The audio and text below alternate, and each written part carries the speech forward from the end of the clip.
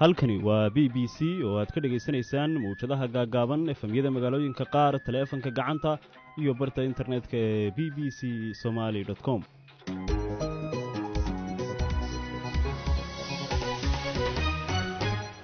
maalin wanaagsan idil ahaantiinba meel kastoo aad nagala socotaan. waa maalin khamiisa bisha shanaad tahay 21 sanadku waa 2020 goorsheegtu waa 2 duhurnimo oo gowa. wararkaanu maalinkan maanta idin haynana waxaa ugu mudan tirada guud ee dadka uu ku dhacay fayraska corona ee dunida oo dhan oo 5 milyan kor u dhaaftay iyo weliba arrintaasi markaa waxay saamaysay dugsiyadii qur-aanka ayay saamaysay mudday xiraayeen marka baadaqlid baa xukuumaddu haddana si gradually in loo furo oo iyadoo tiradii la yaraynayo ilaa amar dambe lasii furo malcamadaha go-aanku saasuu kusoo baxay. waa maamulka Puntland oo dugsiyada qur-aanka dib u furaya halka ay sidoo kale joojiyeen in salaada ciidda lagu tukado fagaare iyo masaajidba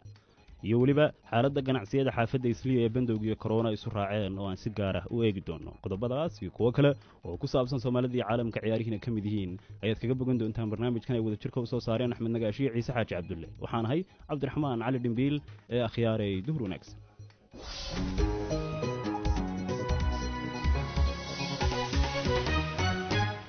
dhegeystayaal sida aad nooga barateen qodobadaas oo fidsan oo inoo dambeeyaan aynu ku horreyno wararka caalamka oo Bushra Nuur Maxamed oo gurigeeda ku sugan ay inoo hayso. Bushra. mahadsanid Dhimbiil. tirada kiisaska fayraska corona ee dunida oo dhan ayaa waxay dhaaftay 5 milyan iyadoo ay sare u sii kacayso dadka cusub ee uu soo ridanayay xanuunka wadamo badan. Mareykanka ayaa diiwaangeliyay kiisaska ugu badan. khubarada caafimaadka waxay sheegayaan in laga yaabo in tirada guud ay intaasi ka badan tahay maadaama dadka qaar oo fayraska uu ku dhacay aanan la diiwaangelinin. ergeyga gaarka ee WHO ayaa BBC-da u sheegay in wadamada soo koraya uu fayraska aad u saameeyay.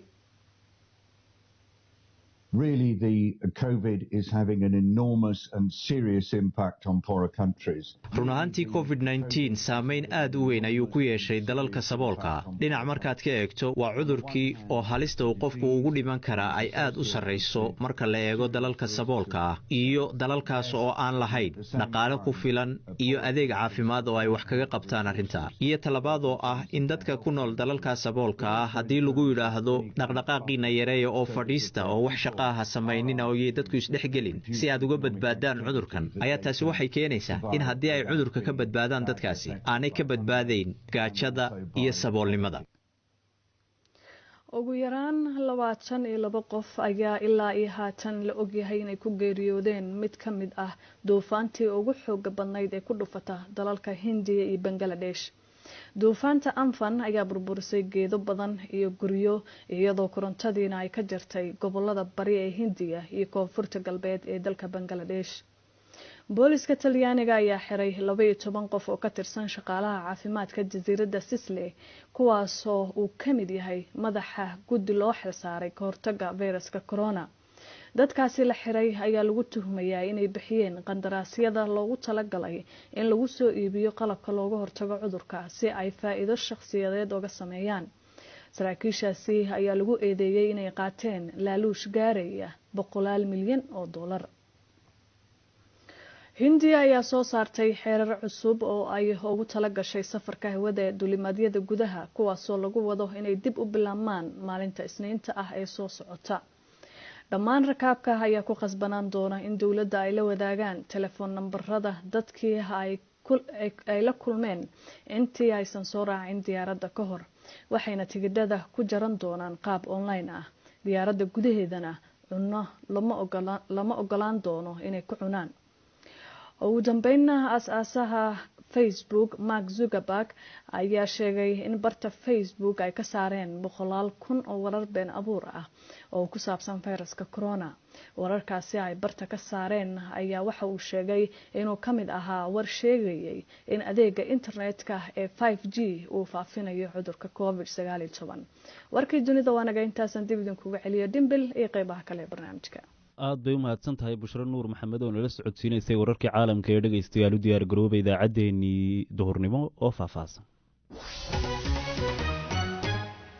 aynu ku bilownay tirada dadka uu ku dhacay fayraska corona ee dunida oo dhan ayaa haatan kor u dhaafay 5 milyan oo qof. Qaaradda Latin America ayaana haatan noqonaysa ta koowaad ee dadka ugu tirada badan ee cudurka ku dhacay laga helay, iyadoo sidaa ay ku dhaafeen Mareykanka iyo Yurub oo toddobaadkii hore laga helay kiisaskii ugu badnaa ee maalinlaha ahaa ee dadka uu ku dhaco fayraskaasi waa corona. Dalka Ingiriiska ayaa haatan bilaabay tijaabo lagu eegayo in dawooyinka malaariyada ama kaneecada ay ka hortag u noqon karaan fayraska COVID-19, waxaana tijaabada laga bilaabay magaalooyinka Brighton iyo Oxford. Faarax Lamaane ayaa wararkii u dambeeyey dunida iyo fayraska corona ku saabsan inoo haya. kiisaska 5 milyan kor u dhaafay ee fayraska corona ayaa waxaa la sheegayaa in ay yihiin weji hor leh oo cudurku uu yeeshay. qaaradda Latin America ayaa 3 meelood oo meel laga soo sheegay 91,000 ee kiis ee toddobaadkan laga diiwaangeliyey dunida oo dhan, iyada oo Yurub iyo Ameerikana ay noqonayaan wax in yar ka badan 20%. tirada ugu badan ayaa laga helay wadanka Brazil oo dhaaftayba Jarmalka, Faransiiska iyo UK, waxaana ay noqonaysaa dalka saddexaad ee iminka tirada ugu badan laga helay dunida, iyadoo ku xigta Mareykanka iyo Ruushka. Ingiriiskana waxaa magaalooyinka Brighton iyo Oxford laga bilaabay tijaabo lagu eegayo sida dawooyinka malaariyadu ay uga hortagi karaan fayraska corona. Hydroxychloroquine ama placebo ayaa la siin doonaa in ka badan 40,000 oo ah shaqaalaha caafimaadka oo ka kala socda Yurub, Afrika, Asia iyo Koonfurta Ameerika. dhammaantood waa shaqaale xiriir la sameeyay dad cudurka qaba. arrintan ayaa waxa ay timid kadib markii madaxweyne Trump uu sheegay horaantii toddobaadkan inuu qaadanayay dawada uu muranku ka taagan yahay, inkasta oo laga digay inaysan habboonayn. dalka Botswana waxa uu soo gabagabeeyay xayiraad dalka saarnayd muddo 48 maalmood ah oo dhowr marxaladood soo martay, waxaana iminka dib loo furay ganacsiyadii iyo iskuuladii iyada oo la soo rogay shuruudo adag. dadka ayaa waxa lagu taliyay in markasta ay afxir isticmaalaan, gacmahana ay dhaqdaan, iyadoo goobaha ganacsiga iyo iskuuladana la dhigayo qalabka heerkulka jirka kontaroola iyo dawooyinka jeermiska dila. wadanka Tanzania ayaa isna waxa uu khafiifiyay xayiraadda, iyadoo madaxweyne John Magufuli uu ku dhawaaqay in kollejyada iyo ardayda heerka 6 ee dugsiyada sare ay fasalada dib ugu laaban doonaan 1 bisha Juun. inkasta oo madaxweynaha ay haysato dhaleecayn caalami ah, misna waxa uu ku adkaysanayaa in heerka cudurka ee wadankiisa uu hoos u dhacay. aad buu mahadsan yahay Faarax Lamaane oo xogtaasi inala socodsiinayay. haatanna maamul goboleedka Puntland ayaa soo saaray go'aamo ay ka mid yihiin inay joojinayaan salaada ciidda lagu tukado masaajidda iyo fagaarayaasha, waxaana dadka la faray inay guryahooda ku ciidaan koronaha awgiis. dhanka kalena waxay dib u fureen dugsiyadii qur-aanka. haddaba go'aamadaas iyo ujeedka guud ay ka leeyihiin ayaan bal ka waraystay wasiirka cadaaladda iyo arrimaha diinta ee maamulkaasi, waa Cawil Sheekh Xaamud Maxamed. xanuunkii COVID-19 wadanka markuu ku faafay tallaabooyin laga hortagay dawladdu qaaday. tallaabooyinka waxaa ka mid ahaa in la yareeyo dadka inay isu yimaadaan iyo inay meel kusoo ururaan. arrintaasi markaa waxay saamaysay dugsiyadii qur-aanka ayay saamaysay, mudday xirraayeen. marka baadalqiid baa xukuumaddu haddana si gradually in loo furo oo iyadoo tiradii la yareynayo ilaa amar dambe lasii furo malcamadaha. go-aanku saasuu kusoo baxay. macallinkii 60 haysan jiray arday inuu 2 waqti ka dhigo oo 30 iyo 30 intay isu jirsanayaan iyo kala fogaanshahooda iyo nadaafadooda iyo waxaas, isaguna uu buuxiyo shuruudihii. tan kale waxay ahayd ciiddii waa la socotaa iyadana. ciiddu dee caalamul islaami oo dhan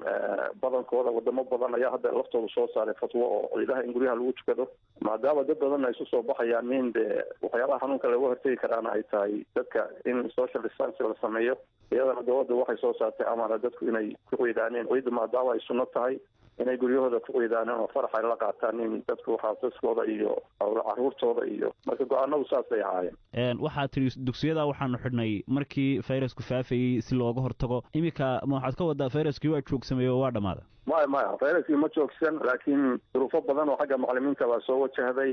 baa jira. waana la socotaa adduunka hadda waa laysu furfurayaa. meelo badan oo xataa dugsiyadii iskuulaadkii laga furay baa jira. marka micnuhu ma aha in xanuunkii uu dhammaaday. xanuunka waa ka warhaynaa. har iyo habeenna xukuumaddu waa u taagan tahay sidii ay dadkeeda u badbaadin lahayd oo uga qayb qaadan lahayd, maadaama macalimiintii dee duruufo badan ay ku yimaadeen iyo waxyaabahaas, iyo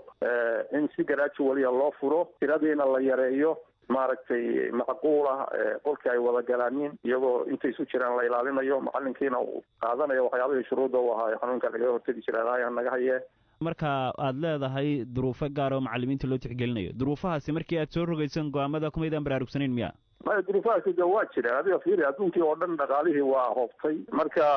soomaaliduna awalbe waa iska xagga awoodda dhaqaalaheedu wuu iska hooseeyey adduunkii awoodda lahaabaa dadkiisi isu furfuraya iyadoo la ilaalinaya haddana shuruudii annaguna marka waa ka awood yaleen dadkaas dhan kasta ah marka sidaas annagoo macalimiinta u danaynayna duruufaha soo wajahay ayaa loo sameeyey idinku markii hore ma go'aamo dawlado kala qaateen ubaa ku dayateen miyaydaan marka hore qiimeyn go'aamadani waxa ka dhalan kara iyo markaa qaadaysan awooddiina ay ku jaango-an yihiin adduunkii awoodaha lahaa oo xagga dhaqaale iyo xag siyaasadeed iyo xag kasta awoodda ku lahaa ayaa dadkoodii markii ay qayliyeen oo duruufo badan ay soo wajaheen fasaxay si gradual iyo tartiib ah dadkii waxyaabaha qaarkood in loo ogolaa annaga arrintan muslimnimo iyo arrin xilkasnimo oo xagga xukuumadda ka timi iyo go-aankeeda ay khaaska u tahay cidna aysan ka qaadanayn ayay arrintaa u gaartay waana arrin farxad leh waana ku faraxsannahay dadka reer puntlandna waa rajeynaynaa arrintaas inay nagula farxayaan marka haddaad dugsiyada qur-aanka furteen iskuulladiina maxaa u furi weydeen iskuulladu way ka duwan yihiin iyaga online baa lagu qaadan karaa oo waxbarashadu waa la socotaay oo qaabka online-ka haddii aad la socotid oo puntland number 1 ayay ka tahay soomaaliya qaabka hadda online-ka ay uga socoto laakiin dugsiyadu caruurta yararka waa ayskooda wuu yaryar yahay online kuma qaadan karaan iyagana insha allah waa la furi doonaa xanuunka markuu baxo dugsiyada iskuulka dhanka ciidda waxaad joojiseen in la isu soo baxo fagaarayaasha iyo masaajidiiba haddana waxaynu ognahay in puntland weli masaajidii lagu tukado dadku isdhex socdo nolosha sidii caadiga ahayd ka tahay in maalinta ayadoo keliya aad xanibtaan maxay macno taraysaa masaajidadu way furan yihiin laakiin salaadii waajibka ahayd baa dadka ku ooga way yar yihiin tirada hore maaha masaajidadana qorshuhu wuxuu ahaa dadka in looga adimo ay furraadaanin caalamka masaajidada laga xidhana saasay u badan yihiin dadka in looga adimo masaajidada furaan laakiin isnima ciiduna waa sunne marka udaar ayaana kalifaya oo keenaya waxyaabahaas ogolaanaya marka sidaas ayaanu xukuumaddu amarka uga soo saartay ciidii guryaha in lagu ciido oo lagu tukado waana arrin hadda mooda wadamada muslimiintu arrintaas inay wajahayaan in qaarna ay ku dhawaaqeen qaarna ay maalmaha soo socda ay ku dhawaaqayaan waana la socotaa xanuunka waxyaabaha ugu weyn oo ku faafa waxa weeye isu imaatinka laakiin de adigu maada waxa u bushgaraynaysa dadku inay isu yimaadaan isugu soo baxaan kaasi waxa uu ahaa wasiirka cadaaladda iyo arrimaha diinta ee maamul goboleedka puntland cawil sheekh xaamuud oo goorsii horreysay aniga ii warramayey bal haddii aynu eegno qodobkaas waxay ka yidhaahdeen qaar ka mid a dhegeystayaasheennu aragtidooda noo soo mariyey bartaanu ku leenahay facebooka bashiir quduf daahir oo magaalada caabud waaq jooga wuxuu yidhi maamulka puntland ee dib u fasaxay dugsiyada qur-aanka kariimka oo horey loo xidhay waan soo dhoweynayaa buu yihi waana tallaabo wanaagsan buu yidhi waayo qur-aanku waa meeshii loo carari lahaa ee maaha meeshii laga carari lahaa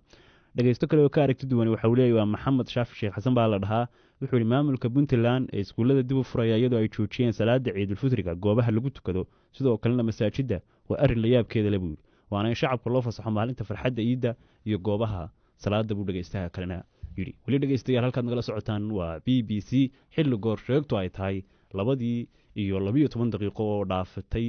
30 second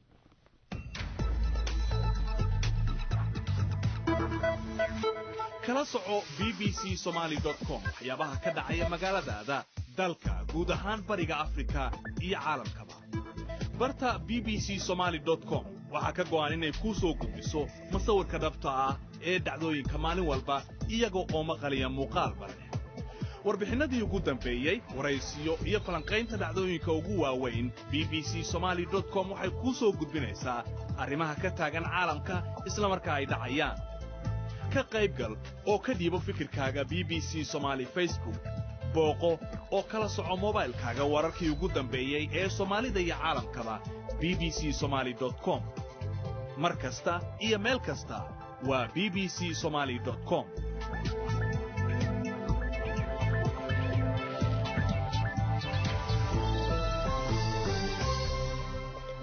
haatanna madaxweynaha Tanzania John Magufuli ayaa ku dhawaaqay in waxbarashada dalkaasi qaar dib loo furayo horraanta bisha June xukuumadda dalkaasi ayaa ku celcelinaysay muddooyinkii u dambeeyay in fiditaanka fayraska corona ee dalkaasi hoos u dhacay taas oo keentay sida ay sheegeen go'aamadan dib u furitaanka dhanka kale waxaa jirta dhaleecayn ku aadan sida dalkaasi u waajahaya xanuunka safmarka ee corona Abubakar Faamu ayaa warbixintan ka soo diray Dodoma waa kan Ciise Xaaji Cabdulle oo soo jeedinaya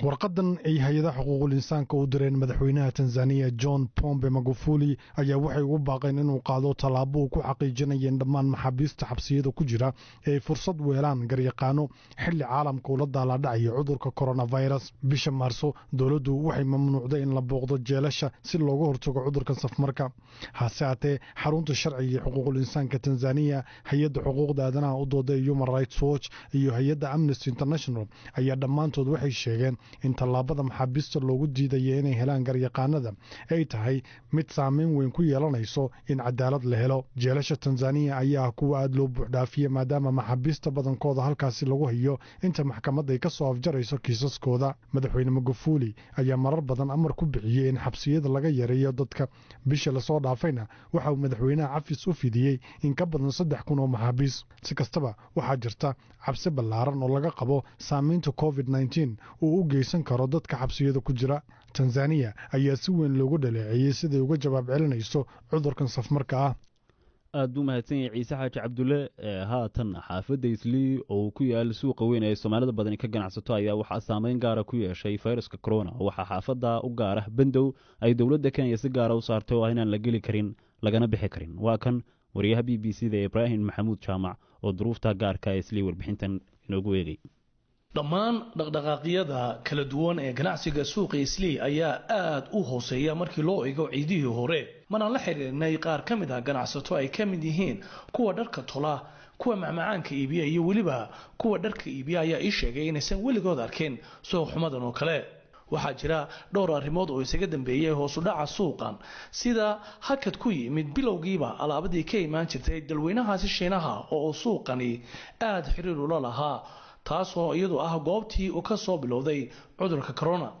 muddo kadib suuqan waxaa saameeyay xayiraad dowladda Kenya ay ku soo rogtay isu socodka gobolada oo iyaguna xiriir dhow oo ganacsi la lahaa suuqan. muddo yar kadib waxaa suuqa islii ganacsigiisii jilbaha dhulka u dhigay xayiraad u gooni ah xaafadan islii oo la saaray inaysan cidina ka bixi karin xaafadan, cidina aysan soo geli karin. dadka caadiga ah qaarkood ayaa aaminsan in uu yaraaday dhaqaalihii ay ka heli jireen qurba joogta, taas oo beddelkeeda aysan awoodin in carruurtooda u iibiyaan dharka ciidda. inkastoo ay dhici karto in carruurta aan dibadda inta badan loo saari doonin maalmaha ciidda saameynta corona awgeed.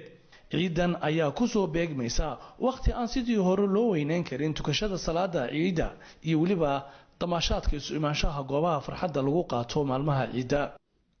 aad buu mahadsan yahay Ibrahim Maxamuud Jaamac oo warbixintaasi islii si gaar ah ugu eegayay iyo bal xaaladda isu raacday ee bandowga iyo corona. weli dhageystayaal halkaad nagala socotaan waa BBC. ka qaybgal barnaamijyada laanta af Soomaaliga ee BBC oo noogu soo dir fikradaada ama aragtidaadu waxay tahay text message. telefoonka nambarkiisu yahay 4477862000 kadiba waxay kula tahay BBC Soomaali. haatana bal haddii aynu dhigano dhanka iyo ciyaarihii ruwacdaagii khadka dhexe David Silva ayaa xaqiijiyay in kooxdiisa Manchester City uu dhamaadka xilli ciyaareedkan uu ka tagayo oo aan wax gorgortana ka geli doonin inuu sii joogo garoonka Etihad Stadium. kubad sameeyahan reer Spain oo heshiiska Manchester City uu ku eeg yahay June 30keeda ayaa soo afjaraya muddo 10 sanadood ahayd oo uu joogay garoonkaasi Etihad. waxaana aan la ogeyn kooxda uu tagi doono iyo waxa uu yahay qorshihiisa xiga aan kan ahayn inuu doonayo inuu kusii jiro ciyaaraha yeen kale iyo inuu guud ahaanba kaba fadhiisan doono. Silva ayaa la filayay inuu heshiis waqti kooban saxeexo oo ilaa uu dhamaadka ciyaareedkan uu xilli ciyaareedkan inta uu dhamaanayo uu sii joogi doono, maadaama ciyaaraha kadka ku yimid ay sababeen in Premier League uu sii socon doono ilaa dhamaadka July ama horaanta bisha August. taageerayaasha kooxda Manchester City ayaan garoon dambe ku daawan doonin laacibkan oo xiran maaliyadda kooxdooda, maadaama markay ciyaaruhu soo laabtaan lagu dheeli doono garoomo maran oo aan loo ogolaan doonin inay cid u soo daawasho tagto. waxaana Silva bixi doonaa isagoo aan helin sagootintii jamaahiirta ahayd inay garoonka u soo camiraan daraaddii kulankiisa ugu dambeeya. dhanka kale tababare Pep Guardiola ayaa horey u sheegay inuu jeclaan lahaa in David Silva uu sanad kale sii joogo kooxda oo uu qandaraas cusub kooxdaasi uu u saxeexo. hase yeeshee sida ay wargeysyada ka soo baxa magaalada Manchester qoreen, Silva waxa ay macalinka isku wadanka yihiin u sheegay inay dhamaatay shaqadiisii oo uu tegayo laakiin uu la sii joogi doono inta laga dhammaystirayo buu yidhi ama lagu dhammaanayo xilli ciyaareedkani dhanka kale isla Manchester City ayaa ku howlan sidii ay u heli lahayd beddelka David Silva waxaana Pep Guardiola isku dayayaa in Phil Foden uu galo kaalintiisa hase yeeshee waxaa dadku isweydiinayaan ma leeyahay ciyaartooygaasi khibradii iyo hab ciyaareedkii uu u ciyaari jiray ciyaaryahan David Silva oo lagu yaqaanay inuu ahaa dhex culus oo dhaqaajisa kooxdaasi marka ay badan ciyaarayso Premier League haddaynu eegno dhanka kale ciyaaraha sida laga helayo sida lagu helo weeraryahan dhammaystiran meel walba oo ku wanaagsan farsamo kasta oo lagu baahdana leh way adag tahay badanaa kubadda cagta haddaba koox walba waxay raadinaysaa ciyaartooy cusub waxaa furmaya suuqii kala iibsiga oo waxay kooxuhu raadinayaan marka la isu soo noqdo sidii ay bal u buuxin lahaayeen boosaska ay tabayaan iyadoo ciyaartooy badan la sheegayo inay kooxahooda ka tegayaan sida David Silva sidoo kale Neymar oo la filayo inuu PSG ka yimaado Barca la filaya inay qaar iibiso bal intaas baynu ciyaaraha kusoo koobi doonaa idaacaddana dambe si fiican baad uga bogan doontaane bal haatan aynu eegno dhanka iyo baafintii baafinta waxaa si wada jira stuudiyaha BBC-da ee magaalada Nairobi idinkaga soo tabinaya anigoo ah Caasha Saciid Xasan iyo Samiir Cabdulaahi Jaamac Samiiro mahadsanid Caasha baafinta ugu horeysa maanta waxay naga soo gaartay Barni Gurxan Diraac oo joogta Gurceel waxay baafinaysaa Maxamuud Xasan Muuse waxa ugu dambeysay isagoo ku sugan Liibiya sanadii 2017 haddaba hadii uu maqlayo Maxamuud Xasan Muuse ama bay jirta cid garanaysa fadlan warkiisa la gaarsiiyo Barni Gurxan Diraac iyadoo wixii waraa loo sii marin karo xafiiska baafinta bisha cas ay ku leedahay Dhuusamareeb Cabdikaafi Abshir Cabdille oo jooga Gurceel waxa uu baafinayaa Qadra Cabdi Kaafi waxa ugu wardambeysay iyadoo ku sugan Itoobiya 2018 haddaba hadii ay maqlayso Qadra Cabdi Kaafi ama bay jirta cid garanaysa fadlan warkeeda la gaarsiiyo Cabdikaafi Abshir iyadoo wixii waraa loo sii marin karo xafiiska baafinta bisha cas ay ku leedahay Gurceel Cabdi Jaamac Cawaale oo jooga Dhuusamareeb waxa uu baafinayaa Faarax Cabdi Jaamac waxa ugu wardambeysay isagoo ku sugan dalkani Kenya sanadii 1998 haddaba hadii uu maqlayo Faarax Cabdi Jaamac ama bay jirta cid garanaysa fadlan warkiisa la gaarsiiyo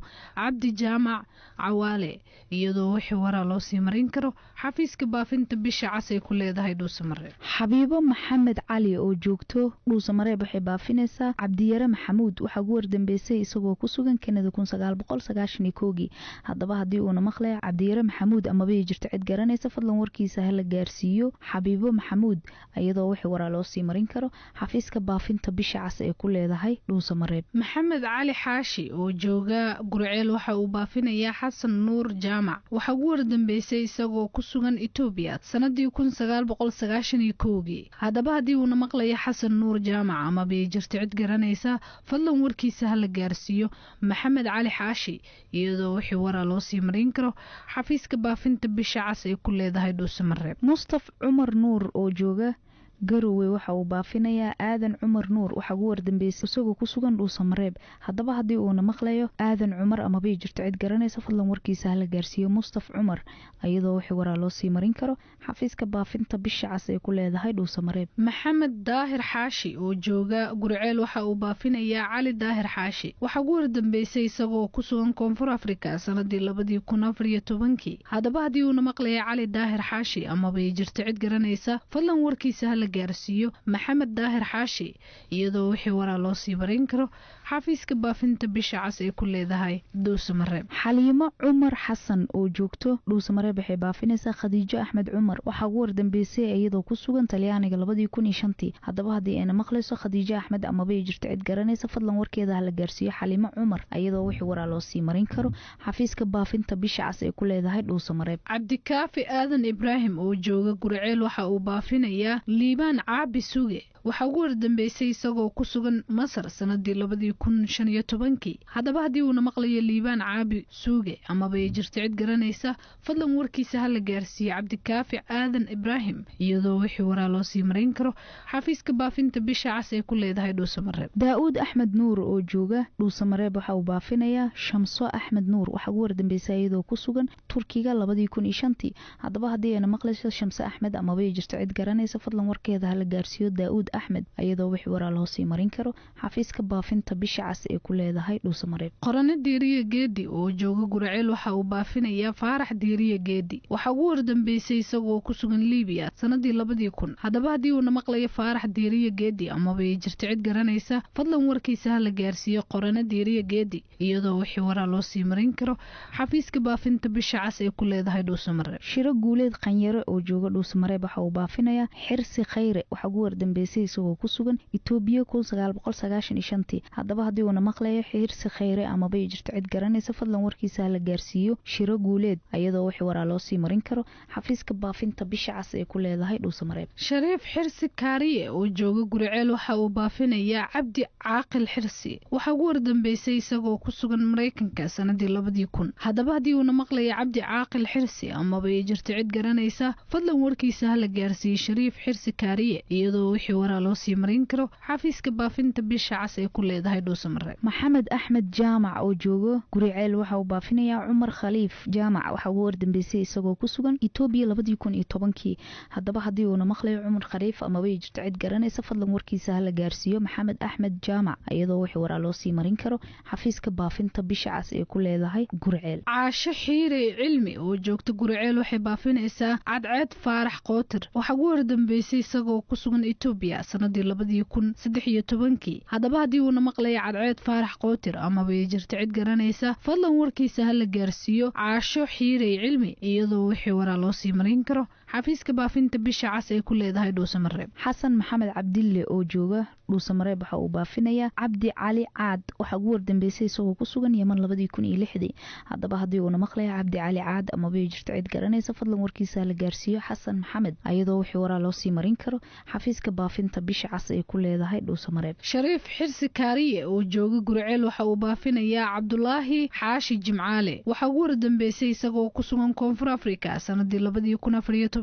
haddaba haddii uuna maqlayo cabdulaahi xaashi jimcaale amaba ay jirto cid garanaysa fadlan warkiisa hala gaarsiiyo shariif xirsi kaariye iyadoo wixii waraa loo sii marin karo xafiiska baafinta bisha cas ee ku leedahay dhuusamareeb. barni gurxan diraac oo joogto guriceel waxay baafinaysaa cibaado muuse waxaa ugu wardambeysay iyadoo ku sugan Itoobiya 2007. haddaba haddii ayna maqlayso cibaado muuse amaba ay jirto cid garanaysa fadlan warkeeda hala gaarsiiyo barni gurxan diraac iyadoo wixii waraa loo sii marin karo xafiiska baafinta bisha cas ee ku leedahay dhuusamareeb. saleebaan aadan maxamed oo jooga dhuusamareeb waxa uu baafinayaa xaliimo aadan maxamed waxaa ugu wardambeysay iyadoo ku sugan jigjiga sanadii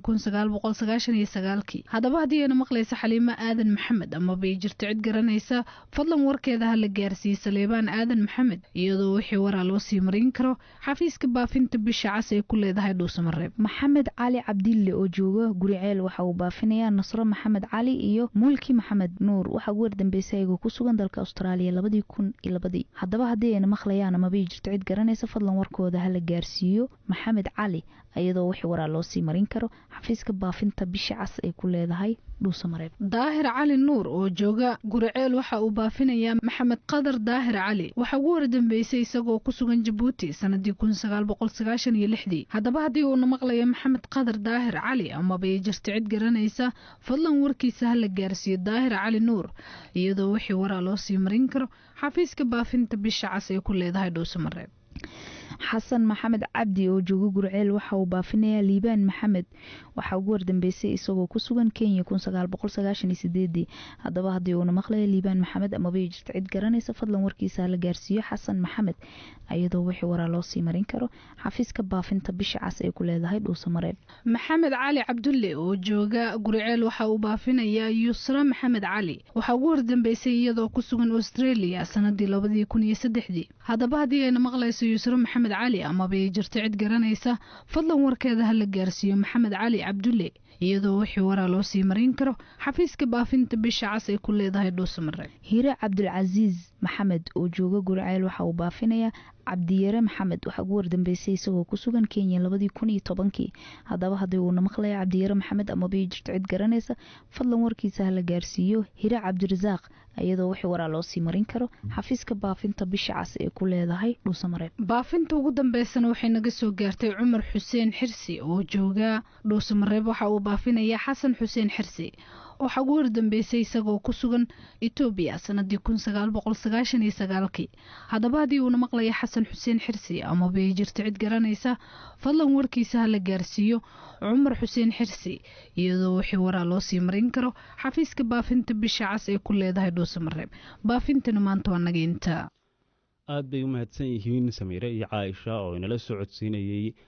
baafintii. dhegeystayaal tan iyo intaanu dib u kulmi doono waxaynu intaa ku soo afmeeri doonaa idaacaddeenii duhurnimo oo aan idinla soo codsiinayay anigoo ah Cabdiraxmaan Cali Dhimbiil ayna soo saaray halka ahaayeen Axmed Nagaashe iyo Ciise Xaaji Cabdulle. tan iyo intaaynu dib ugu kulmi doono idaacadaheena xiga oo ay ugu soo horeyso idaacadda 5 oo dabcan aad kaga bogan doontaan barnaamijkii gaarka ahaa ee muusiga iyo salaamaha oo aynu maanta si gaar ah ugu eegi doono qasiidooyinka iyo dabcan hambalyada iyo salaamaha aad idinku isu diraysaan. intaas ayaynu ku soo afmeeraynaa ee waxaanu dhammaantood idinkaga tegaynaa nabaday.